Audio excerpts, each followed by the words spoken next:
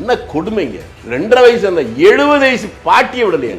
என்ன நடக்குது நாட்டில்? இப்படி ஒன்று நடக்கிற போது இந்த ஜாதிக்காரங்களாம் ஆதரிப்பாங்கன்னு யாராவது சொன்னவனுக்கு மனநலம் பாதிக்கப்பட்டுன்னு சொல்லுவோம்.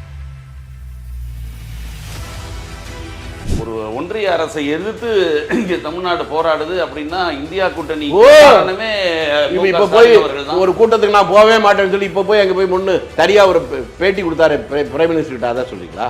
அவங்க அப்பாவுக்கு சாம்பு வெளியில சொல்ல போது அதை எதிர்த்து போராடுறவங்க யாரை கூட்டு வந்து வேண்டிட்டாங்க? தமிழா ஏன் வீணா போனான்னா ஒண்ணுமே இல்லாம இந்திரன் சந்திரன் ஆதிங்கர் பேரறிஞர் மூதறிஞர் தளபதி அப்படின்னு சொல்லியே நாசமா போச்சு தமிழ்நாடு. இனிமேலாவது மனுஷனா பாருங்க. மனுஷனா முதல்ல இருங்கங்கிற. அதுக்கப்புறம் தான் கட்சி. இந்த சம்பவங்கள்லாம் நம்ம வீட்டு பிள்ளைகளுக்கு நடந்தா நாம என்ன முடிவெடுப்போம்? அதை விட்டு யாரோ ஒருத்தருக்கு அதுக்கு என்ன நியாயம் தான் அப்படின்னு சொன்னா அவன் மனுஷனா?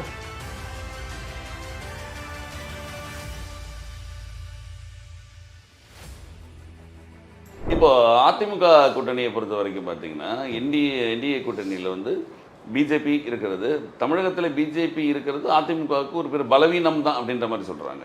நான் சொல்லிங்க, போன தடவை என்னவே மாட்டி விடுறீங்க. இந்த ஜெயக்குமார்னு ஒருத்தர் மந்திரியாரெல்லாம் இருந்தார்ல, போன அசம்பிளி எலெக்ஷன் முடிஞ்சோன்னு என்ன சொன்னார்? ராயபுரத்தில் நான்லாம் தோக்க வேண்டிய ஆளா? பிஜேபி கூட சேர்ந்த ஒரே காலத்துல தோத்தேன்.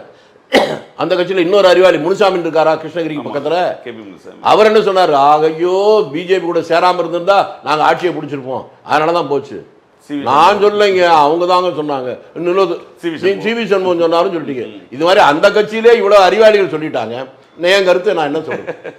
மிகப்பெரிய அறிவாளிகள் சொன்னதெல்லாம் ஒத்துக்குதாங்க. ஆமாங்க, அவங்க ஒத்துக்கிறாங்க. உண்மையை சொன்னா ஒத்துக்கிட்டானே. அவங்க ஓபிஎஸ் வந்து அதிமுகவில் இல்லாததும் திமுகவில் வந்து அவர் இணைந்ததும் தென் மாவட்டங்களில் ஒரு முக்குளத்தோர் வாக்குகள் வந்து தமக்கு பெருவாரியாக கிடைக்கும் அப்படின்ற ஒரு கணக்கு அப்படிங்கிறாங்களே திமுகவோட கணக்கு. முக்குளத்தோரை இதை விட இழிவுபடுத்த முடியாது. முக்குளத்தோர் என்ன முட்டாளா? இந்த நாட்டினுடைய சுதந்திரத்துக்காக தமிழ்நாட்டில் அதிக தியாகம் செய்த அந்த முக்குளத்தோரை நீங்க கேவலப்படுத்துறீங்க. ஆனால் தனிப்பட்ட ஊழல் பண்றவன் முடிச்சு வைக்கும் மொள்ளமாரிக்கு பின்னால போறவங்களா முக்குளத்தோர்? உலகமே பாராட்டின நேதாஜிக்கு பின்னால தமிழ்நாட்டில் முக்குளத்தோர் சமுதாயம் பெருசா நின்றுச்சு. அந்த வீரம் தெரிந்த நேர்மையாளருக்கு ஆதரிக்கக்கூடிய அந்த சமுதாயத்தை இதை விட இழிவுபடுத்த முடியாது. வேற எங்கேயும் பேசுறாங்க. தப்பால் சொல்லி விட்டீங்க. அவங்க எவ்வளவு கஷ்டப்பட்டு ஒருத்தரை கூட்டு, அவர் எவ்வளவு கஷ்டப்பட்டு உள்ள வந்திருக்காரு ஓபிஎஸ். அவர் உள்ள வந்தாரா கூட்டு வந்தாரா அதான் நான் கேட்கறேங்க. இதற்காக முக்குளத்து சமுதாயம் ஆதரிக்கும் சொன்னா சொல்றவன் அயோக்கியம் இல்ல. அந்த கணக்குல தான் இவங்க நினைச்சிட்டு இருக்காங்க. அவங்க நினைப்பு தான் சார் பொழப்ப கெடுக்கும். ஏன்னா தினகரன் இந்த பக்கம் இருக்கிறதுனால தினகரன் வந்து முக்குளத்தோர் வாட்டுகள் வந்து பிரிச்சு அதிமுக கொண்டு போறாரு. ஓ, இந்த 2 பேர் மட்டும் தான் இவங்க சொல்றது. ஓ, இவர் நேதாஜி, அவர் முத்துராமலிங்க தேவர். ஏங்க நான் திரும்பியும் சொல்றேன், முக்குளத்தோர் சமுதாயத்தை இழிவுபடுத்தாது. ஒரு வீரம் நிறைந்த சமுதாயம், நேர்மையாளரை துணிச்சலா ஆதரிச்ச ஒரு சமுதாயம், அந்த சமுதாயத்தை கேவலப்படுத்தாது. ஓபிஎஸ் வந்து இங்க இணைந்தது, இவர் இங்க போனது, சசிகலா அவர்களுடைய புதுசா ஏதோ கட்சி ஒன்று ஆரம்பிச்சிருக்காங்க. இப்போ அது ஆட்சி பிடிச்சிருமா? பீடியை பார்த்து ஆரம்பிச்சிட்டாங்க, அவங்க ஆட்சி பிடிக்க போறான்னு சொல்லிங்க. அப்ப நீங்க சொல்ல போறா, நீங்க தொடர்ந்து அதே லைன்ல போயிட்டு இருக்கீங்க. அது தேவையில்லைங்கிறனா அந்த கான்செப்டே வேணாம். முக்குளத்து சமுதாயம் தெளிவா இருக்கிறாங்க. நீங்க நினைக்கிற மாதிரினா யாரு பின்னாலையும் போறதுக்கு அவங்க இல்ல. அவங்களுக்கு இவங்க எல்லாருமே ஒரு கணக்கு போடுறாங்கல்ல. தென் மாவட்டங்களில் போனா முக்குளத்து சமுதாயம் கிடைக்கும், வட மாநிலங்களில் போனாப்பா நீங்க சொன்னதை மறுக்கவே இல்லைங்க. அந்த சமுதாயம் எல்லாம் நீங்க சொல்ற 2-3 பேருக்கு பின்னாலதான் போகும்னு சொல்றது அந்த சமுதாயத்தை கேவலப்படுத்துறதுன்னு சொல்லிட்டேன். எத்தனை தடவை தான் சொல்றது? நம்ம நீங்க உங்க ஊர் பக்கம் போக முடியாது, நிறைய பேர் முக்குளத்தோர் இருக்காங்க, ஜாக்கிரதை. வட மாவட்டங்களை பொறுத்த வரைக்கும் பாமக இங்க இருக்கிறது எப்படி நினைக்கிறீங்க நீங்க? எங்க பாமக அவங்களே ஒன்னால, அப்பாவும் அவனே ஒன்னா இல்ல. நீங்க என்னங்க என்ன வில்லங்கத்திலே மாற்றிவிடணும்னு நினைக்கிறீங்களா? எந்த ஒரு சமுதாயம் ஒட்டுமொத்தமா ஒரு பின்னால போறக்கூடிய அளவுக்கு இன்னைக்கு யாரும் இல்லைங்க. அதை புரிஞ்சுங்க. இல்ல அப்ப ஒரு ஆன்டி இன்கம்பன்சின்றது ஒரு எதிர்த்து வாக்கு வரும்போது இந்த ஜாதி கணக்கு இந்த கணக்கு எதுவுமே சரி வராது. இது எல்லாம் பிணக்காயிருச்சு ஏற்கனவே. நான் திரும்பி ஒண்ணுக்கு, எந்த ஜாதியா இருக்கட்டும், எந்த மதமா இருக்கட்டும், 2.5 வயசு பொன் குழந்தை இப்படி நடந்துச்சு இல்ல, ஒவ்வொருத்தரும் அவன் வீட்டில் அப்படி பொன் குழந்தை என்ன நினைப்பான்? நம்ம ஜாதியெல்லாம் ஆதரிக்கணும் நினைப்பானா? சார், மற்றவருடைய துன்பத்தை உங்க துன்பமா யோசிச்சு பார்த்தா மட்டும் உங்களுக்கு நியாயம் தெரியும். வேடிக்கை பார்த்தீங்கன்னா தெரியாது. என்ன கொடுமைங்க. 2.5 வயசு அந்த 70 வயசு பாட்டியை விடலையாங்க. என்ன நடக்குது நாட்டில்? இப்படி ஒன்று நடக்கிற போது இந்த ஜாதிக்காரங்களாம் ஆதரிப்பாங்கன்னு யாராவது சொன்னவனுக்கு மனநலம் பாதிக்கப்பட்டுன்னு சொல்லுவோம். எல்லா ஜாதியாரங்களா எல்லா மதத்தில் இருக்கணும். அவனுக்கும் பொண்டாட்டி இருக்கு, பிள்ளைங்க இருக்கு, பேரன் இருக்கான், பேத்தி இருக்கான். அவருடைய பாதுகாப்பு முக்கியம் நினைக்காம இருப்பானா? அவன் எப்படி ஆதரிப்பான் சொல்லுங்க? பாண்டியன்காரர் உண்மையை பேசுகிறேன் நினைச்சா அப்படியே பேசா நிற்கிறீங்க. திருச்சிக்காரங்க பேசும்போது முதல்ல கேட்டுக்கணும்ல, இல்ல உண்மையை ஆமான்னு சொல்றது கூட உங்களுக்கு என்ன கஷ்டம் சார்? நாங்க செத்தே போனவங்க சார், தப்புன்னு தெரிஞ்சா அப்ப நாங்க ஆமான்னு ஒத்துக்கோம்ல. ஓ செத்து போயிட்டீங்களா நீங்க? நான் சாகல, நீங்க அந்த முழுக்க வந்து சாக கூடாது எதிர்த்து போராடணும்னு நான் சொல்லிட்டு இருக்கேன். திரும்பி செத்து போனவங்கன்றீங்க. இத்து போனவங்களை எதிர்த்து போராடுறத விட்டு செத்து போறது தப்புங்க. யோ, இத்து போனவங்களை எதிர்த்து போராடுறது தான் சரி. ஆமா, போராடணும்ல, போர்க்குணம் வேணும். நாங்கெல்லாம் தளபதி ஸ்டாலின் மாதிரி நீங்க திரும்பி திரும்பி வெறுப்பை கிளப்புறீங்க. நான் கேட்டீங்கன்னா எங்க ஊருக்காரர் தான் நான் சொல்லுவேன். காவிரிக்கு கரை கட்டினது எப்படி கட்டாங்க சொல்லுங்க? இங்க இருந்து சிலோனுக்கு போய் அங்க படையெடுத்து போய் அங்க இருக்க காடையர்களை, சிங்கள காடையர்களை பிடிச்சி வந்து அவங்கள வச்சு கரை கட்டினது. அந்த கரிகால் சோழன் பரம்பரையில் அந்த அவன் வாழ்ந்த இடத்துல நான் வாழ்ந்துகிட்டு இருக்கிறேன். அவன் இருந்த ஊர்ல ஊரணப்படுவது உறையூராக சொல்லி வரலாறுல சொன்ன அந்த உறையூர்ல தான் நான் இருக்கிறேன். என்கிட்ட வந்து கதையெல்லாம் விடுறீங்களா? தளபதி மு.க. ஸ்டாலின் அவர்கள் தமிழகத்தினுடைய சார் தளபதிங்கிற பேரையே எங்க அசிங்கப்படுத்துறீங்க? தளபதி என்று போர்க்குணம் உள்ளவங்க. எந்த போருக்கு போனாங்க? ஒரு ஒன்றிய அரசை எதிர்த்து இங்க தமிழ்நாடு போராடுது அப்படின்னா இந்தியா கூட்டணி இப்ப போய் ஒரு கூட்டத்துக்கு நான் போவே மாட்டேன்னு சொல்லி இப்ப போய் அங்க போய் முன்னு தனியா ஒரு பேட்டி கொடுத்தாரு பிரைம் மினிஸ்டர் கிட்ட. அதான் சொல்றீங்களா? அவங்க அப்பாவுக்கு சாம்பு வெளியில சொல்ல போது அதை எதிர்த்து போராடுறவங்க யாரை கூட்டு வந்து வெளியிட்டாங்க? தமிழன் ஏன் வீணா போனான்னா ஒண்ணுமே இல்லாத இந்திரன் சந்திரன் ஆதிங்கர் பேரறிஞர் மூதறிஞர் தளபதி அப்படின்னு சொல்லி சொல்லி சொல்லியே நாசமா போச்சு தமிழ்நாடு. இனிமேலாவது மனுஷனா பாருங்க. தளபதியின் பட்டம் வேணாம். எதுக்குங்க பட்டம்? சின்ன தளபதி. இப்பதான் நீங்க சின்னத்தனமான கேள்வி கேட்குறீங்க. உதயநிதி இன்ப நிதின்னு அவங்க ஒவ்வொரு வாரிசா ஏங்க நிதிக்காகவே வாழ்றவங்களை பத்தி ஏங்க பேசுறீங்க? மக்களுக்கு சேவை பண்றவங்களை பத்தி பேசுங்க. அவங்க பேர்ல நிதி இருக்கு. அது தாங்க நான் சொல்றேன். இருப்பதால் தான் நிதி வைக்கிறாங்க. நம்ம இல்லாத நம்ம பேசி என்ன பிரயோஜனம்? நான் என்ன சொல்றேன்னு புரிஞ்சுங்க. நான் சொல்றது உங்களுக்கு புரியவே, நான் சொல்றது உங்களுக்கு புரியல. என்னன்னா 4 நல்லவனை பத்தி நாம பேசினா இன்ன பேர் நான் அதை பார்த்து 2 நல்லவே வர்றதுக்கு வாய்ப்பு இருக்கு. யாரை பத்தியுமே நல்லவனை பத்தியே பேச மாட்டோம். முடிச்சவைக்கு முள்ள மாதிரி 420 120 பத்தி தான் பேசுவோம்னா நீங்களும் நானும் இல்ல, தமிழ்நாடு இருக்காது. நீங்க அப்படி சொல்றீங்க. நீங்க அவங்களும் ரொம்ப கஷ்டப்படுற ஃபேமிலிலாம் இருக்காங்க. அவங்க திமுகலயே 10 கப்பல்ல 2 கப்பல் தான் சொல்றாரு டிஆர் பாலு. வடசேரியில இருந்து வரும்போதே 10 கப்பல் வச்சிருந்தாரா? இல்ல எல்லாரும் 10 கப்பல், அண்ணாமலை 10 கப்பல் வச்சிருந்தாரு. அதை தாங்க நான் கேட்கிறேன். தஞ்சாவூர் மாவட்டத்தில் வடசேரி, அது அவரு கூட அவர் வடசேரியில், அது பக்கத்தில் இருக்க கிராமம். அங்கேருந்து வந்தார்ல சட்டை வேட்டி மட்டும் வச்சுக்கிட்டு, அப்பவே 10 கப்பல் வச்சிருந்தாரா இல்ல இடையில வாங்கினாரா? வந்து கொஞ்சம் கொஞ்சமா சம்பாதிச்சு கொஞ்சம் கஷ்டப்பட்டு அவர் எப்படி கஷ்டப்பட்டாரு சம்பாதிச்சு தெரிஞ்சு நீங்களும் 4 கப்பல் வாங்கலாங்க. காகித கப்பல் கூட முடியல. இதுவும் பேசுறீங்க, அதையும் பேசுறீங்க. நியாயசனை பத்தி ஏதாவது பேசி 4 அந்த மாதிரி தம்பிகளுக்கு நல்ல விஷயத்தை சொல்லுங்க. அயோக்கியர்களை பத்தி மட்டுமே பேசுற வச்சுக்கிட்டீங்கன்னா என்னத்தை தான் பண்றது? இப்போ விஜய் அவர்கள் இப்போ நீங்க சொல்ற மாதிரி கூட்டணி ஏதாவது அமைந்தோ அமையலையோ எதுவாக இருந்தாலும் பெண்களுடைய வாக்கு அப்படிங்கிறது வருமா? அவருக்கு மேல செலுத்த நிறைய ஒரு சார் நீங்க திரும்பி சொல்றேன், ஜாதி ஒரு ஜாதி எல்லாரும் ஒரு போகாதுங்கிற மாதிரி ஆண்கள் எல்லாம் ஒருத்தர் போடுவாங்க, பெண்கள் எல்லாம் ஒருத்தர் போடுவாங்க. இதுவும் பைத்தியக்காரத்தனமான ஒரு அணுகுமுறைங்க. இதையே இன்னும் எவ்வளவு நாளைக்கு தான் இந்த மீடியாக்கள் பேச போகுது? என் வீட்டில் இருக்க என் பொண்டாட்டி இதுக்கு தான் போடுவான்னு எனக்கு சொல்ல முடியல. என் பையன், என் மருமகன், என் பொண்ணு, என் மருமகன் அவங்க எதுக்கு போட முடியாதுன்னு சொல்ல முடியல. இவங்க எல்லாரும் இப்படி தான் போடுவாங்க, அவங்க எல்லாரும் அப்படி தான் போடுவாங்க. இது உங்களை நீங்களே ஏமாற்றிக் கொள்வது. அதை புரிஞ்சுக்கணும். மக்களை ஏமாத்துறதா நினைக்கிறீங்க. உங்களை கருத்து கணிப்புகள்லாம் வந்து கருத்து கணிப்புன்னு சொல்லதே பச்சை அயோக்கியத்தனம், பொய், பச்சை பொய், கருத்து கணிப்பு. திமுகவுக்கு 35% மேல ஏங்க நான் பச்சை பொய்யை தாண்டின பொய்ன்னு சொல்லிட்டேன். இப்போ அதை உறுதிப்படுத்துறீங்க. அந்த பொய்க்கு எத்தனை சதவீதம் சொல்லணும்ல, அதுக்காக சொல்லுவோம். பொய்யே 100% பொய்ங்க. அதெல்லாம் பச்சை பொய்யை தாண்டினது. எந்த வித வெறும் சினிமா கவர்ச்சியை வச்சு ஜெயிக்கிறதா அவங்களே மனசுக்குள்ள நினைச்சிருக்காங்க. சினிமா சரி, நான் ஏற்கனவே திமுக இப்படி சினிமா கவர்ச்சி இல்லாமல் வந்துச்சா? சார் சினிமா மட்டும் பலவீனம்னு சொல்ல மாட்டேன். உங்க ஊருக்கு பக்கத்தில் சொல்றேன். திருமங்கலத்தில் ஒரு நடிகர் இருந்தார் அந்த காலத்தில் சுதந்திர போராட்டத்தில். யாரும் நீங்க சொல்லலை வெளியே விட மாட்டேன். அந்த காலத்தில் ஏழ்மையான மனுஷன். அவரே கதை எழுதுவார், அவரே வசனம் எழுதுவார், அவரே பாடல் எழுதுவார், அவரே நடிப்பார் நாடகத்தில். சுதந்திர போராட்டத்துக்கு அவர் தன்னை ஈடுபடுத்திக்கிட்டார். அவர்கிட்ட நடிக்க கூட யாரும் வரமாட்டாங்க. அவர் எழுதின பாடல ஒன்று 2 சொன்னா உங்களுக்கு புரியும். கொக்கு பறக்குது வெள்ளை கொக்கு பறக்குது, கொக்கு வெள்ளை கொக்கு, நம்மை கொல்ல வந்த கொக்கு. எப்படிப்பட்ட விஷயம் சாதாரண மனுஷனுக்கு புரியுற மாதிரி. ஊரா தோட்டத்தில் ஒருத்தம் போட்டான் வெள்ளரிக்கா, காசுக்கு 2 விற்க சொல்லி உத்தரவு போட்டான் வெள்ளைக்காரன். இப்படி பாமர மக்களுக்கு புரியுற மாதிரி பாடல் எழுதி அவரே பாடி அவரே நடிச்சார். அவரும் நடிகர் தான். அந்த மாதிரி நடிகர்களை கேவலப்படுத்தாதீங்க. நடிப்பை கூட தனக்கு தெரிந்த ஒன்றை மக்கள் விழிப்புணர்ச்சிக்காக சுதந்திரத்துக்காக ஈடுபடுத்திக் கொண்டவன் உயர்ந்த மனிதன். அதை விட்டுட்டு பணத்துக்காகவும் பதவிக்காகவும் வேற சுயநலத்துக்காகவும் பச்சையா நடிக்கிறானே அவனெல்லாம் வெறுத்து ஒதுக்கப்பட வேண்டியது. இப்போ இப்போ பேர் தெரியுதா? இப்போ இருக்கிற முதல்வர் தாழ்த்தாள் பேர் தள்ளி சொல்லியிருங்க. நான் அதை தெரியல சொல்லி இன்னையா தெரிஞ்சுக்கிறேன். அதாவது பாண்டி நாட்டுக்காரன் அவர் பேரை தெரிஞ்சுக்கிறது அவசியம் சொல்றேன். கண்டிப்பா சொல்லுங்க. விஸ்வநாத தாஸ் அப்படிங்கிற ஒரு பேர். அந்த மாதிரி நல்ல மனுஷங்களை பத்தி ஒரு பேட்டியில் யாராவது ஒருத்தரை பத்தி சொல்லிக்கிட்டே வாங்க. நாட்டில் 4 பேர் புதுசா அந்த மாதிரி வருவான். நீங்க கேட்கிற 100 கேள்வி கேட்டா 150 கேள்வியும் அயோக்கியர்களை பத்தியே கேட்கறது அப்படின்னு வச்சீங்கன்னா நாட்டுக்கு நல்ல செய்தி எப்படிங்க போய் சேரும்? சார் நம்ம முதல்வர் கூட நடிச்சிருக்காரு. ஏங்க நான் இப்பதானங்க சொன்னேன். நீங்க திரும்பி இப்பதானங்க சொன்னேனா? எனக்கு பூரா இந்த கூட்டணியா கண்ணில் தெரியுதா? அதனால வேற யாரும் தெரிய மாட்டேங்குது. அதான் அந்த கண்ணில் கோளாறு. நான் என்ன பண்ணுறேன்? இப்படி சுற்றி மாற்றி பார்த்தா அப்புறம் கம்யூனிஸ்ட் தெரியுது. கம்யூனிஸ்டுகள் பற்றி கம்யூனிஸ்டுகள் பின்னால் எடுக்க போறாங்கிறது கொஞ்சம் பார்வை தெளிவா இருக்கு. இப்போதான் அடுத்தவங்களுக்கு தெரியுது. ஆனா ஒருவேளை காங்கிரஸ் கூட்டணி அமைஞ்சிருந்தா ஒரு நல்ல கூட்டணியா இருந்திருக்குல்ல. நீங்களாம் எதிர்பார்த்த மாதிரி அது அமைஞ்சிருந்தா? நீங்க தான் சொல்றீங்க அவர் அமைஞ்சிருந்தா நல்லா இருக்கும் அப்படின்னு சொல்றீங்க.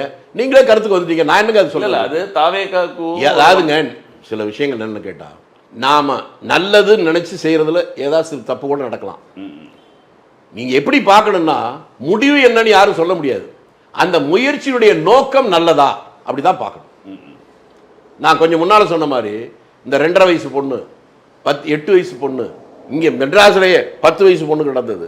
அவங்க அப்பா அம்மாவே பிடிச்சி போலீஸில் போய் கம்ப்ளைண்ட் கொடுக்க போனவங்களை அடித்து விரட்டினது கேளுக்கு 10 நாளைக்குள்ள இங்கே நடந்தது. 70 வயசு கிழவி இதெல்லாம் நடக்குது இல்லை. என் வீட்லையும் என் பேர் பெருமையா ஞானசேகரனுக்குலாம் நாங்கள் தண்டனை வாங்கி கொடுத்துருவோம்னு பெருமையாக சொல்கிறாங்க. நீங்கள் வெளியில் இந்த மாதிரி போய் சொல்லாதீங்க. மக்கள் ரொம்ப கடுப்பாக இருக்காங்க. உங்கள் உயிருக்கு ஆபத்து. அதான் நான் சொல்லுவேன். கமெண்ட் பார்த்தாலே தெரியுது உயிருக்கு ஆபத்துன்னு. அதான் அது ஜனங்கள் எப்படி கொதிச்சு போயிருக்கான்னு உங்களுக்கு தெரியல. ஏன்னா ஒவ்வொருத்தரும் ஒவ்வொரு நாள் கேள்விப்படுற செய்தியில் பார்த்து வீட்டில் உங்களுக்கு அந்த உங்கள் வீட்டில் சின்ன பெண் குழந்தைகளும் தான் உங்களுக்கு அந்த வலி தெரியும். ஸ்கூலுக்கு போயிட்டு திரும்பி வருமானு பயம் கூட ஒருத்தருக்கு வந்துருச்சு. அப்படிப்பட்ட ஒரு நேரத்தில் போய் நீங்கள் இந்த மாதிரிலாம் பேசுனீங்கன்னா மக்களுக்கு கோவம் வருமா வராதா? அவ்வளவு மோசமாக போயிட்டு இருங்க. நான் என்ன பார்க்குறேன்னா காங்கிரஸ்காரனா பார்க்கல. நீங்கள் காங்கிரஸாக இருக்கட்டும், கம்யூனிஸ்டாக இருக்கட்டும், சிறுத்தைகளாக இருக்கட்டும், அல்லது வேற எந்த கட்சி வேணாலும் வச்சுங்க சார். எல்லாம் மனுஷன் தானே. மனுஷனா முதல்ல இருங்கங்கிறடா. அதுக்கப்புறம் தான் கட்சி. இந்த சம்பவங்கள்லாம் நம்ம வீட்டு பிள்ளைகளுக்கு நடந்தா நாம என்ன முடிவெடுப்போம்? அதை விட்டு யாராவது ஒருத்தர் அதுக்கு என்ன நியாயம்தான் அப்படின்னு சொன்னா அவன் மனுஷனா? ஆனால் நீங்கள் சொல்கிற மாதிரி கண்டிப்பாக அந்த கோபம் எதிரொலிக்கும் தேர்தலில் வரும்ல. அப்போ அதுக்கு தான் உங்களுக்கு கோட்டை முன்னாள் விட சொல்லிட்டு வெளியில் போய் இந்த மாதிரிலாம் பேசிட்டு இருக்காங்க. இல்லை நான் இந்த பக்கம் வந்துட்டேன். நான் ரைட் அப்போ தமிழகத்தை பொறுத்த வரைக்கும் 2 பக்கம் கூட்டணி பேச்சுவார்த்தைகள்லாம் ஓரளவுக்கு நிறைவு பெற்று இப்பொழுது மிக வலிமையான கூட்டணியாக திமுக காங்கிரஸ் இருக்குது அப்படின்ற ஒரு பெருமிதத்தோடு செல்வ பெருந்தை அவர்கள் சொல்லியிருக்காரு. இன்னொரு பெருந்தன்மையாக சொல்லியிருக்காரு. இன்னொரு வார்த்தையை சொல்லியிருக்காரு. பெருந்தன்மையாக முதல்வர் அவர்கள் 28 இடங்களை கொடுத்திருக்கிறார் அப்படின்னு ஒரு பெருமையாக சொல்லியிருக்கார். அப்போ தமிழக காங்கிரஸ் ஒரு வலுவாக தான் இருக்கு. அவர்கிட்டயே கேளுங்க. அவருடைய பழைய நண்பர் திருமாவளவன் மகிழ்ச்சியாக இருக்காரான்னு கேட்டு அப்புறமா சொல்லுங்க. இல்லை திருமாவளவன் மகிழ்ச்சின்றது இன்னுமே அடுத்தது. அதை தாங்க எல்லாம் மகிழ்ச்சியாக இருக்கிறாங்கன்னு சொன்னார். பாஸ்ட் டென்ஸில் தாங்க சொன்னார். உங்களுக்கு அப்படி தான் புரியும். கடந்த காலம் அதை தான் சொன்னார். எல்லோரும் மகிழ்ச்சியாக இருக்கிறாங்க, முதல்வர் மகிழ்ச்சியாக வச்சிருக்கிறாருன்னு. அதான் அவருடைய நண்பர் திருமாவளவன்ட்ட கொஞ்சம் கேட்டு சொல்லுங்கன்னு சொல்லுங்கள். அவர் மகிழ்ச்சியாக இருக்காரான்னு கேட்குறேன். யார்? செல்லப்பிரந்தகை. எல்லாரும் மகிழ்ச்சியா இருக்கான்னு சொன்னாங்க. உங்களுக்கு தமிழ் புரியுதா இல்லையாங்க சார்? எல்லாரும் மகிழ்ச்சியா இருக்காங்க. அப்படிதானங்க அவர் சொன்னார். அவரை சொல்றாரு சார் மகிழ்ச்சியா இருக்கு. இல்ல அடுத்து நீங்க என்ன இன்னைக்கு வேற யார்கிட்ட வச்சுங்க. இதெல்லாம் வேணாம். முதலமைச்சர் எல்லாரையும் மகிழ்ச்சியா வச்சிருக்காருன்னு சொன்னாரு. சொன்னீங்களா இல்லையா? முதலமைச்சர் அவர்கள் பெருந்தன்மையாக அதைத்தான் சொல்றாங்க. அந்த பெருந்தன்மையா இருந்துச்சா இல்லையான்னு அவர்கிட்ட நண்பர்கிட்ட திருமாவட்ட கேட்டு சொல்லுங்கன்னு. திருமாவளவன் மட்டும் கேட்கணுமா? இன்னும் வீரபாண்டியன் அது ஒருத்தரை கேட்ட ஏங்க அவருக்கு ரொம்ப வேண்டியவர்னு சொல்றாங்க. ஒரு பானை சோத்துக்கு ஒரு சோறு பதம்னு சொல்றீங்க. ஆமா ஆமா. தமிழ்நாடு காங்கிரஸ் தொண்டர்கள் மகிழ்ச்சியா இருக்காங்களா? நீங்க ஊரா கேட்டு பாருங்க. முழுசா வரமாட்டீங்க. திரும்பி வரமாட்டீங்க. அடியோட தான் வர வேண்டி இருக்குமோ? வரமாட்டீங்கன்னு தான் சொன்னேன். அப்ப கேட்கற நானே வர முடியாதுன்னா கூட இருக்கிற திமுக காரனுக்கு எப்படி சார் இருக்கும்? தேர்தல் நேரம் நெருங்கிட்டு சார். அப்பதான் சார் உங்களுக்கு தெரியும். இதெல்லாம் நாங்கெல்லாம் சொல்றதை பார்த்தா மீடியாக்காரங்களுக்கு வேடிக்கையா இருக்குது. நாங்க மக்களோட மக்களா பழகிட்டு தான் இதெல்லாம் சொல்றோம். சும்மா சொல்லல. ஏங்க இன்றைய அரசியல் சூழ்நிலை பற்றி துவக்கத்துல சொன்னீங்க. இன்றைய அரசியல் சூழ்நிலை பற்றி பேசும்போதே கடந்த கால அரசியலை ஒப்பிட்டு பார்த்தால் மட்டும்தான் வித்தியாசம். உங்களை பார்த்து கேட்கிறேன். நான் சொல்லுங்க. ஒரு 10 நாளைக்குள்ள 2.5 வயசு பெண் குழந்தையை கற்பழிச்சவன் அவனை போலீஸ் கூட்டு வர்ற அந்த வீடியோ பாத்தீங்களா? இதெல்லாம் அந்த காலத்துல அப்படிதான் கூட்டு வந்திருக்குமா போலீஸ்? எதுவுமே செய்யாத அப்பாவி அஜித்குமார பொது இடத்துல 10 பேர் 20 பேர் அடின்னு அடிச்சு கொண்டாங்க. மிருகங்களை விட கேவலமா நடந்துகிட்ட அவனை அப்படியே மாமியார் வீட்டுக்கு கூட்டு போற மாதிரி கூட்டு போறான். ரெண்டையும் ஒப்பிட்டு பார்த்தால் மட்டும்தான் அந்த வேறுபாடு தெரியும். அடுத்து உங்களுக்கு சொன்னாதான் வலிக்கும். அப்படி ஒரு 2.5 வயசு குழந்தை உங்க வீட்டுல இருந்து அதுக்கு இப்படின்னு யோசிச்சு பாருங்க. எங்கேயோ டிவியில சீரியல் பாக்குற மாதிரி சினிமாவில் பாக்குற மாதிரி இதை பார்த்தா புரியாது. அந்த உணர்வை நமக்கு இருந்தால் என்னன்னு யோசிச்சு பார்த்தா மட்டும்தான் அந்த வலி தெரியும். பக்கத்துல விளாத்தி குளத்தில் என்னாச்சு? 15 வயது பெண் குழந்தை வறுமை நிலையில் இருக்குது. ஸ்கூல்லையே தான் அதிக மார்க் வாங்கியிருக்கு. 500க்கு 490 மார்க் மேலே வாங்கியிருக்கு. அந்த பொண்ணு வீட்டில் வசதி இல்லைன்னு வெளியில் போகிறது. அதுக்கு நடந்த மிருகத்தனமான இந்த விஷயம் இப்போ 4-5 நாள் ஆகுது. இப்போ என்ன சொல்கிறாங்க, இன்னும் போஸ்ட்மார்ட்டம் ரிப்போர்ட் வரலையா? நான் கேட்குறேன், ஒரே ஒரு பெண்ணுடைய போஸ்ட்மார்ட்டம் ரிப்போர்ட் வர்றதுக்கு 5 நாள் வரல. இல்லை, கரூரில் ஒரே ராத்திரியில் எப்படி 41 பேருடைய போஸ்ட்மார்ட்டம் ரிப்போர்ட் வந்துச்சு? இந்த ரெண்டையும் யோசிச்சு பார்த்தீங்கன்னா நீங்கள் முதல்ல நான் சொன்னது உங்களுக்கு புரியும். அதை விசாரிக்க தான் கூப்பிட்டுருக்கான் செந்தில் பாலாஜி, சிபிஐ கூப்பிட்டுருக்கு போல இருக்கு. அது செந்தில் பாலாஜி நீங்கள் அவர்கிட்ட தான் கேட்கணும். ஏன்ட்ட கேட்டால் நான் என்ன சிபிஐ ஆஃபீஸரா? சிபிஐ ஆஃபீஸர் இல்லாட்டி உங்கள் சிபிஐ பற்றி எல்லாம் தெரியுமில்ல சார் உங்களுக்கு? எல்லாம் பிடிக்க என்னையும் சிபிஐ கூப்பிட்டுருக்கு. நானும் விசாரணைக்கு போயிருக்கிறேன், விசாரணைக்கு உட்பட்டிருக்கிறேன். 8 நாள் தொடர்ந்து விசாரிச்சாங்க. அது இந்த மாதிரி இல்லை, ராஜீவ்காந்தி கொலை வழக்கை பற்றியே விசாரிச்சாங்க. அதுக்கு நான் பொறுமையாக எல்லாம் பதில் சொல்லிட்டு வந்திருக்கேன். அந்த அனுபவம் எனக்கு உண்டுங்கிறது வேற. ஆனால் எதற்காக கூப்பிட்டாங்க, எப்படி கூப்பிட்டாங்க, அவங்க என்ன கேட்க போறாங்க, இந்த உலகமாக பெரிய மேதாவி அங்கே என்ன பதில் சொல்ல போறாரு, இதெல்லாம் விரைவில் வரும். திமுகவோட 5 ஆண்டு சாதனைகள் போதும், எங்களுக்கு இவ்வளவு பெரிய கூட்டணியே அவசியம் கிடையாதுன்னு சொல்றாரு. இந்த 2.5 வயசு பெண் குழந்தைய கற்பழிச்சா அதான் சாதனைங்கிறீங்களா? அதை சொல்றாங்களோ? இல்ல, நீங்க தானே சொன்னீங்க இப்ப சாதனைன்னு. அவர் சொன்னது தான் சார் சொல்றேன். அவர் என்ன சொன்னார் நீங்க தானே சொல்றீங்க. ஏட்ட கேட்டுக்கிட்டீங்கன்னா அதான் சொல்றேன், 5 ஆண்டு கால சாதனைங்கிறாங்க. அதான் என்ன சாதனைன்னு சொன்னீங்கன்னா தானே சாதனையா வேதனையான்னு சொல்ல முடியும். சாதனைன்னு சொல்றதோட இன்னும் அதுக்கு நடுவில் சொல்றாங்க. முதல்வர் பெருமையா கூட சொல்லியிருக்காருல்ல, உங்களுக்கு தெரியும், நீங்க திருச்சி போற வழியில் அன்னைக்கு தான் மீட்டிங் கூட நடந்தது. அந்த மீட்டிங்ல கூட ஒரு அருமையான ஒரு விஷயம் சொல்லியிருக்காரு. அதாவது மக்களால் தேர்ந்தெடுக்கப்பட்ட முதல்வர்கள் அப்படின்னு வரிசையாக சொல்லியிருக்காரு. என்ன மக்களால் தேர்ந்தெடுக்க? எல்லாரும் மக்களால் தான் தேர்ந்தெடுக்கிறாங்க. கடைசியாக நானும் மக்களால் தேர்ந்தெடுக்கப்பட்ட முதல்வர், நியமிக்கப்பட்ட முதல்வர் கிடையாது அப்படின்ற மாதிரி சொல்றாரு. ஓஹோ, இப்போ அவருக்கே போய் இனிமேல் எலிமெண்ட்ரி ஸ்கூலில் படிக்க வைக்கணும். தமிழ்நாடு வரலாறு மற்ற தெரிய வேணாம், முதலமைச்சருக்கு தெரிய வேணாமாங்க. இந்தியா சுதந்திரம் அடைந்த உடனே முதல் தேர்தல் என்பது 52 சட்டமன்ற தேர்தல் நடக்கிற போது இந்தியாவிலேயே காங்கிரசுக்கு அதிக மெஜாரிட்டி இல்லாமல் தீர்ப்பு வந்தது தமிழ்நாட்டில் தான். எப்படி ஆட்சி அமைக்கிறது தெரியல. காங்கிரசுக்கு அடுத்த இடத்துல அதிக இடத்துல இருந்து கம்யூனிஸ்ட்.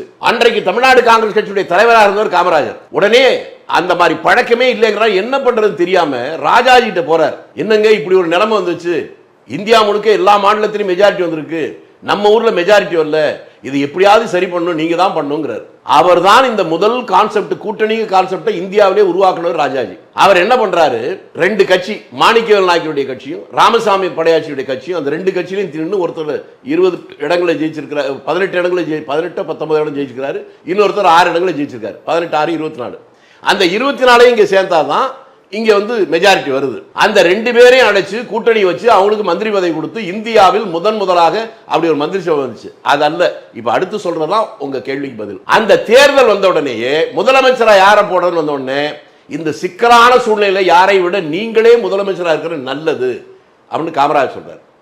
உடனே அவர் என்ன முடிவு பண்றாருன்னா, ரைட்டு நானே இருக்கிறேன்ட்டு. அப்போ எம்எல்ஏவா இருக்கலாம் அல்லது எம்எல்சி. இப்போ எப்படி ராஜ்யசபா இருக்கோ அதே போல தமிழ்நாட்டில் எம்எல்சி உண்டு. அதுக்கப்புறம் தான் அதை கிடைச்சாங்க. ராஜாஜி எம்எல்சியாக மாறி முதலமைச்சர் பதவியேற்றுக்கிட்டார். அப்படி எம்எல்ஏவாக நிற்காமல் எம்எல்சியாக இருந்து பதவியேற்ற போது திமுக தலைமை அதை என்ன விமர்சனம் பண்ணுச்சுன்னு உங்களுக்கு தெரியுமா? கொஞ்சம் முதல் மந்திரி கிட்ட போய் சொல்லுங்க. அதை அன்றைக்கு சொன்னார், கொல்லைப்புற வழியாக வந்த குல்லுகப்பட்டர். ராஜாஜி பற்றி சொன்னது. காலம் எப்படி திரும்புது பாருங்க.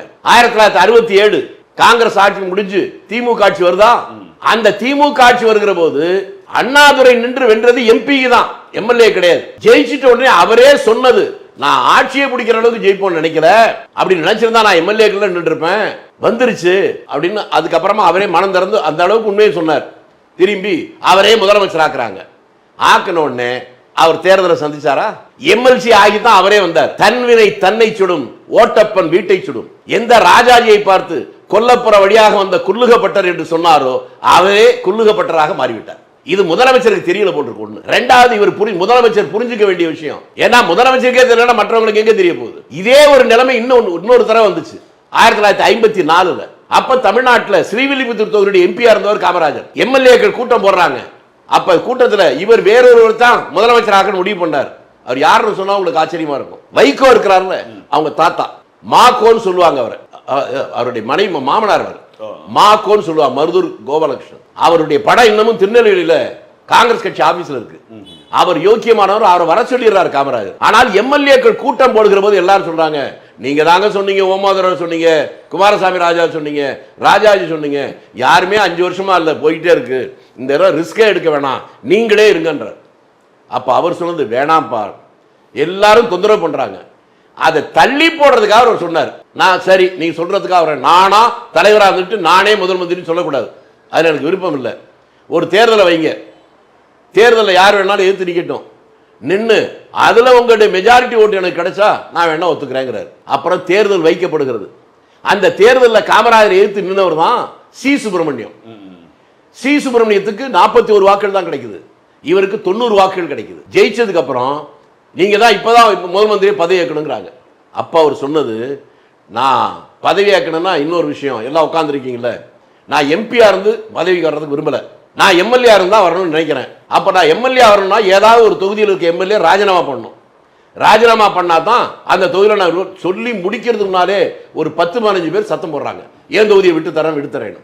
அதுல முதலாக குரல் கொடுத்தவருடைய பெயர் அருணாச்சல முதலியார். முதல் மந்திரிட்ட கொஞ்சம் சொல்லுங்க அதெல்லாம். அவர் சொந்த ஊர் வந்து குடியாத்தம். அவர் உடனே இவர் என்ன சொல்றாரு, மற்ற எல்லாம் அதுக்கப்புறம் தென் மாவட்டங்களில் எல்லாரும் சொல்றாங்க. இவர் சொல்றாரு, இவ்வளவு பேர் எனக்கு ஆதரவா விட்டு தரேன்னு சொன்னீங்க, ஆனா முதல் குரல் கொடுத்தவர் முதலியார், அதனால அவர் ஊர்ல நிக்கிறேன். அப்போ சொன்ன, என்னங்கயா சொல்றீங்க, அது ஆந்திரா ஓரத்தில் இருக்கு, நம்ம தென் மாவட்டங்களா இருந்தா உங்களுக்கு வசதியா இருக்கும், இங்கே நீ நிக்கலாம், அது எதா வேணாலும் இருக்கட்டும். முதல்ல குரல் கொடுத்தவர் அவர், அதற்கு நான் மரியாதை கொடுக்க போறேன்னு அங்கே போனார். அங்க போய் தேர்தல் நின்றார், ஜெயிச்சார், வந்தார். அவர் தேர்தல் நின்று மக்களால் தேர்ந்தெடுக்கப்பட்ட அவர் முதலமைச்சர் இல்ல, ஆனா கொல்லைப்புற வழியாக வந்த கொல்லுகப்பட்டர்னு சொல்லிட்டு அதே மாதிரி வந்த அண்ணாத்தர தான் மக்கள் முதல்வரா?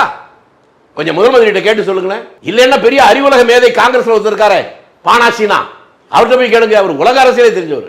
அவர் தானே சார் ரெண்டு கட்சிக்கும் இப்ப கூட்டணி. அதை தாங்க சொல்ற, ரெண்டு பேர் புரோக்கர் இருக்கிறீங்களா, பாடுபட்டவர் என்னமோ ரெண்டு பேரும் சேர்த்து வச்சாங்கன்னா நீங்க வேற ஏதோ சொல்றீங்க. நீங்க அந்த நீங்க வில்லங்கமா மாட்டி விட பாக்குறீங்க சார். நான் என்ன கேட்கிறேன், அவர் பெரிய அறிவாளி, அவருக்கு தெரியும் சொல்றேன், நீங்க ரெண்டு பேரும் சேர்த்து வைக்கிறவருங்கிறீங்க. இணைப்புக்கு காரணமா இருந்தார்ல சார். என்ன நான் அப்படி சொல்லுங்க, நீங்க ரெண்டு பேரையும் இணைச்சு வைக்கிறேன்னா அதுக்கு அர்த்தம் வேற, நான் அதை இல்லை.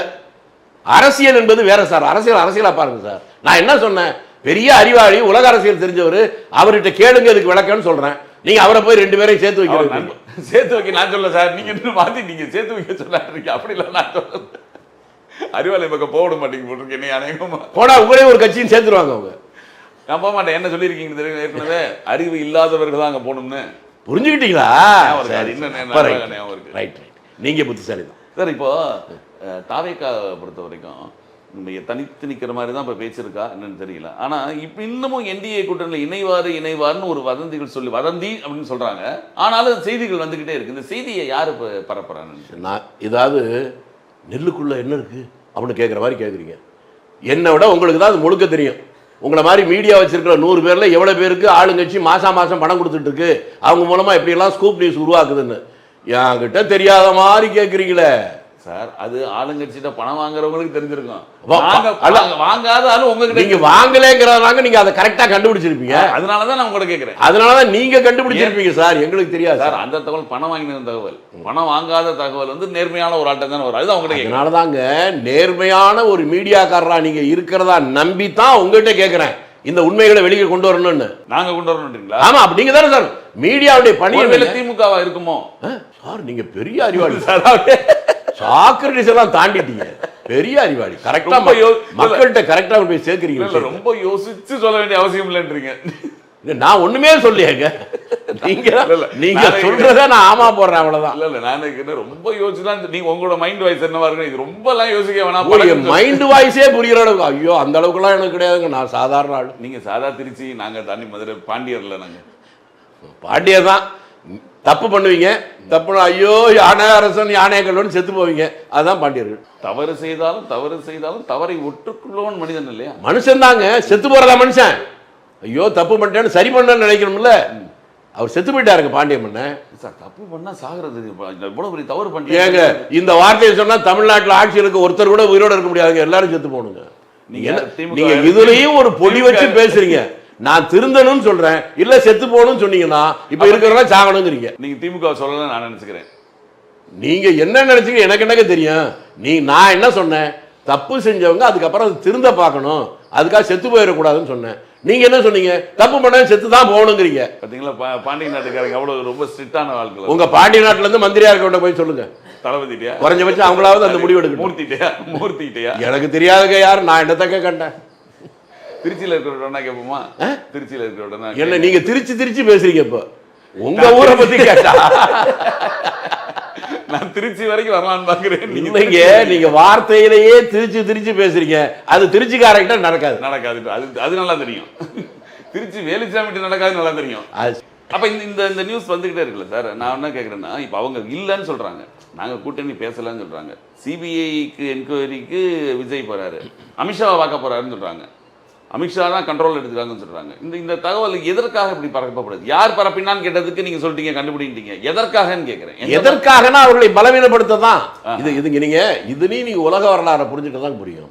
ஒரு ஆட்சியாளர் நிர்வாகம் பண்றது மட்டுமல்ல, அவனுக்கு எதிராக இருக்கிறவர்களை பற்றி அவர்களை பலவீனப்படுத்த, எதை சொன்னால் அவர்களுக்கு மக்கள் மத்தியில் மரியாதை கொடும் அப்படிங்கிறதுக்காக அதை உருவாக்குறது. அதை துல்லியமா கணிச்சு முதல் செஞ்சவன், அதுக்குன்னு ஒரு ஆளை உருவாக்கினவன் ஹிட்லர் தான். கோயபல்ஸ்னு ஒருத்தனை வச்சு எதிரிகளை பலவீனப்படுத்துவதற்கு பிரச்சாரம் பண்றதுக்குன்னு வச்சான். இப்ப நம்ம தமிழ்நாட்டில் உங்களை மாதிரி கோயபல்ஸ்கள் நிறைய பேர் வந்துட்டாங்க. உங்களை மாதிரின்னு தான் சொன்னேன், உங்களை சொல்ல, நீங்க தப்பா எடுத்துக்காதீங்க, உங்களை மாதிரி. அதனால அவர்களால் உருவாக்கப்படுவது. நாங்க என்ன இப்ப நான் இருக்கேன், நான் என்ன ஸ்டாண்டுன்னு தம்பி ஒன்று சொல்லலாம், அவர் ஒன்று சொல்லலாம். நான் சொல்லுகிற வரை நான் சொல்றதா நீங்க எடுத்துக்கணும். தாவேகாவில் எனக்கு தெரிஞ்சு அவர்கள் நேற்றோ முந்தா நாளோ 2 நாளும் வந்து அவங்க வெளிப்படையா சொல்லிட்டாங்க, நாங்கள் எந்த கட்சியுடன் பேச்சுவார்த்தை நடத்தவில்லை, குறிப்பாக பாஜகவுடனோ அதிமுகவுடன் நாங்கள் பேசவே இல்லை சொல்லிட்டாங்க.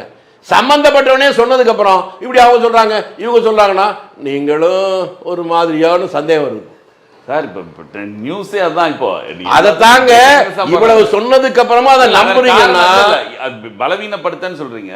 அந்த தொண்டர்களை சோர்வடை வைக்கிறதுக்கான ஒரு காரணமாக கூட நான் என்னங்க சொல்றேன், பலவீனம் சோர்வு எல்லாம் எல்லாத்துக்கும் வார்த்தை தான் வேற, நோக்கம் ஒன்று.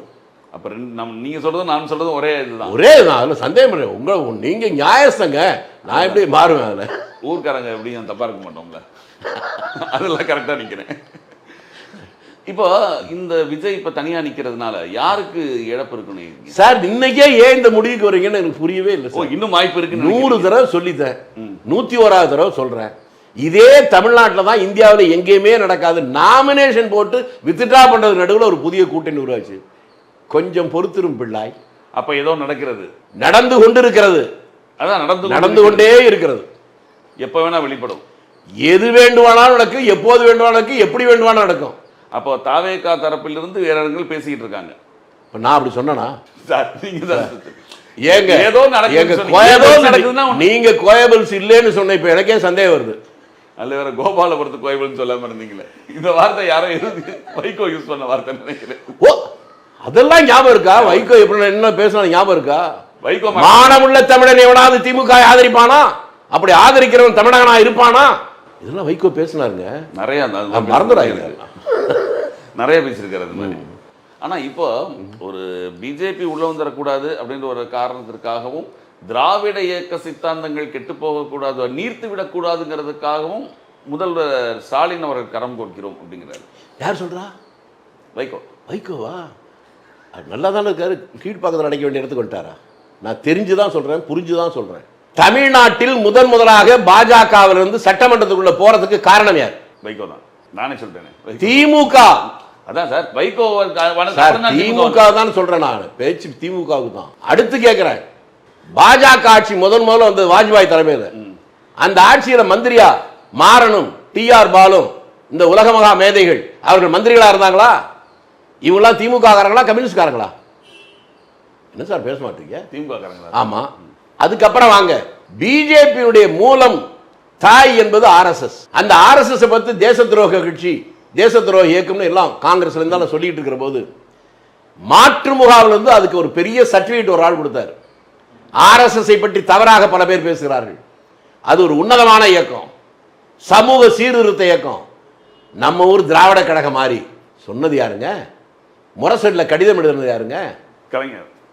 இவங்க வந்து பிஜேபி வந்துரும் சொல்லி நம்புனீங்கன்னா, இல்ல அந்த ஒரு காரணத்துக்காக தான் திமுக. அதைத்தான் நான் சொல்லிட்டேனேங்க. வாரிசு அரசியல் வந்து வாரிசு அரசியல் தவறுன்னு சொல்லிட்டு வெளியில வந்த வைகோ இந்த ஒரு மதவாதம் தலைவர். அதை தாண்டி ஏங்க வைகோ விட்டு சின்ன இடத்துக்கு போறீங்க? அடுத்து பாஜக வந்துடக்கூடாதுன்னா இவருக்கு ஆதரிக்கணும்னு சொன்னாரு. அதுதான் பிரச்சனை. அந்த பாஜக கொண்டு வந்ததே நீங்க தான். நீங்களும் பாஜகவும் வித்தியாசம் இல்லை அதுதான் நம்ம சொல்றோம். பண்டாரம் பரதேசிகள்னு சொன்னது, பண்டாரம் பரதேசி திமுக சொன்னாரு. அது தாங்க சொல்றேன். பண்டாரம் பரதேசினா அதெல்லாம் துறவிகள் அர்த்தம். நீங்க அவங்கள கொச்சைப்படுத்தாதீங்க. பண்டாரத்துக்கிட்டையும் பரதேசில இருக்க நேர்மையோ நாணயமோ இவங்ககிட்ட எல்லாம் இல்ல. இப்போ திமுக கூட்டணியில் வலுவாக இருக்கிறதுக்கு காரணம் என்ன அப்படின்னு அவங்க என்ன சொல்றாங்க? 21 கட்சிகள் கூட்டணியில் இருக்கு. ஆகா, ஏற்கனவே ஒரு தடவை 14 கட்சி கூட்டணி இருந்துச்சா தமிழ்நாட்டில்? அப்பவும் இதே தாங்க சொன்னாங்க எல்லாரும். இதுவரையிலும் தமிழ்நாடு அரசியலில் 14 கட்சி கூட்டணி எப்போ வந்துச்சு? இவ்வளவு கூட்டணி இருந்துச்சு, அதான் இதான் ஜெயிக்க போகணும். ஆனா அந்த 14 கட்சியும் சேர்ந்து ஒரே ஒரு கட்சி, அதுல இருந்து தேமுதிக வாங்கின ஓட்டை, அதுல இருந்து விசிக வாங்கின ஓட்டை, அதே மொத்தமும் வாங்கல.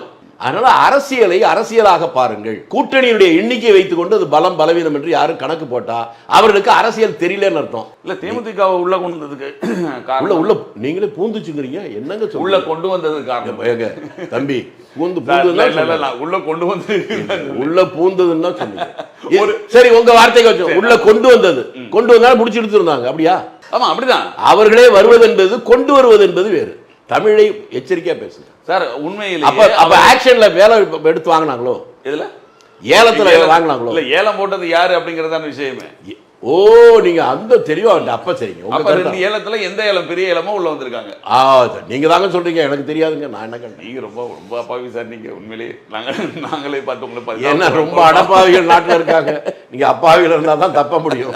இந்த தேமுதிக வந்தது எப்படி பாக்குறீங்க சார்? பலமா இருக்கும்னு நினைக்கிறீங்களா சார்? இந்த பார்வையே தப்பு சார். நான் என்ன சொல்றேன், பல கட்சிகள் சேர்றதுனால பலமோ கட்சி பிரிவதனால பலமோ பலவீனமோ ரெண்டுமே கிடையாது. அரசியல் கணக்கு என்பது அது இல்லவே இல்லை. நான் ரொம்ப நாளா சொல்லிட்டே இருக்கேன், திரும்ப திரும்ப அதே கேட்டாலும் அதே பலம் தான்.